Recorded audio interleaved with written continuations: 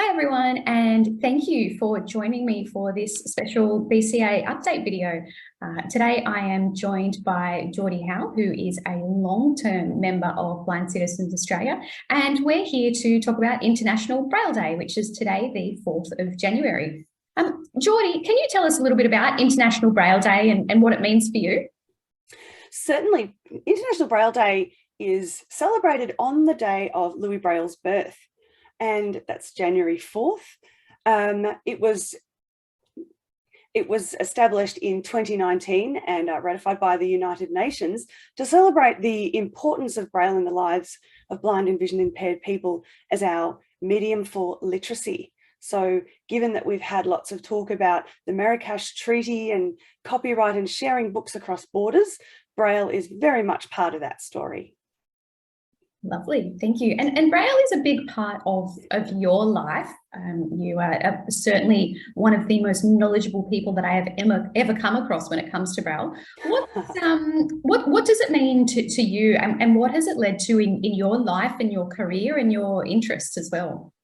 Braille was something that I learned very early on, probably from the age of 4 or 5. I have very vague memories of learning the numbers in Braille and sticking them on magnets and having a calendar in Braille and enjoying those very tactile sort of ways of using Braille in different aspects of life, having my name brailled on different objects and you know, things in the kitchen or things when I was very young.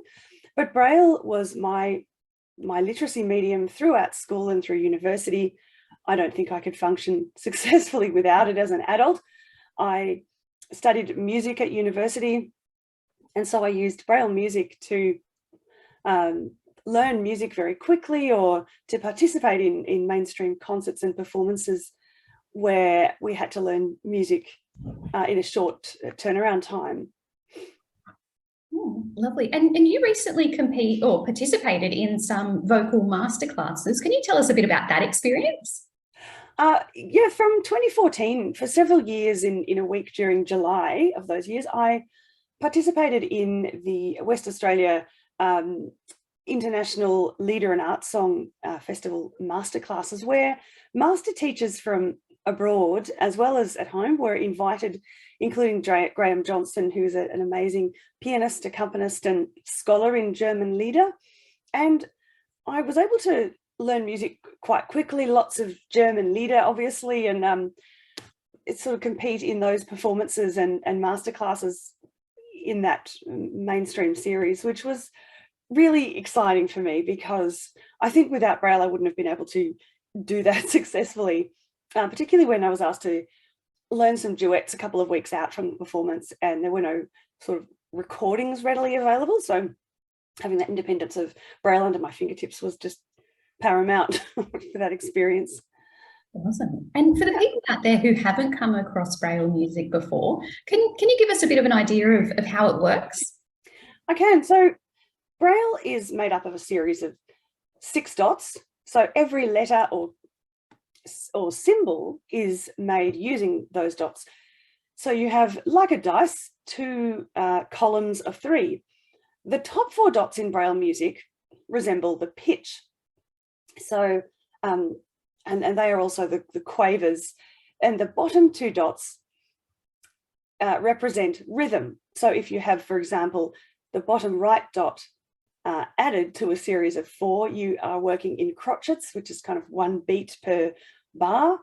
If you put a dot in the left-hand bottom cell, bottom of the cell, you have minims, so 2 counts. All these symbols, for example, how loud or soft to sing or play, whether to sing staccato, so short and sharp, or however to sing those notes is all represented in Braille. If you're working from a choral score, you might have just your lyric line and the melody below it brailled. If you're working with a piano score, you might have the right hand aligned with the left hand beneath it. You can have an orchestral score. Obviously, if you're playing an orchestral instrument or a piano or something, you need to learn your music beforehand because you can't read and play at the same time. But as a vocalist, the advantage is you can have your hands on the Braille at the same time as you're singing. So you don't have to always rely so heavily on your memory. Fantastic. Yeah. And the number of songs and pieces that you perform, that must come in very handy. Definitely at the moment, yes. Absolutely. And if one was interested in starting to learn Braille music and develop those skills, is there a good starting point for people? There are some resources online. However, I would suggest contacting Vision Australia, and they might be able to put you in touch with a music teacher, probably me, who will be able to perhaps redirect you to someone who might be able to assist. There aren't actually courses online at the moment where you can sort of learn step by step, but certainly there are books available. My probably favourite go-to reference is Read, Sing and Play, which is in Braille and in print and available through Vision Australia. Awesome. And Jordie, you've performed and have a few videos up on YouTube. And so we're going to provide some links to those so that people can check out some of your work. But do you have any performances coming up through January 2023 where people might be able to come and see you? In January 2023, it's fairly quiet. In fact, my partner and I are travelling to New Zealand to participate in a Braille music retreat for adults in Australia and New Zealand. And that is a really exciting opportunity, a little bit like a Braille music camp for adults, where we can sing choral music and record it and perform at a concert and things. So probably recordings from that will be available afterwards. In late January, I'll be back at Christchurch, South Yarra, with my regular Sunday gig singing at services. I think in March this year, I'll be performing the St. John Passion somewhere with Christchurch, South Yarra, possibly as the soprano soloist. But as things firm up, I'll know more about those performance opportunities.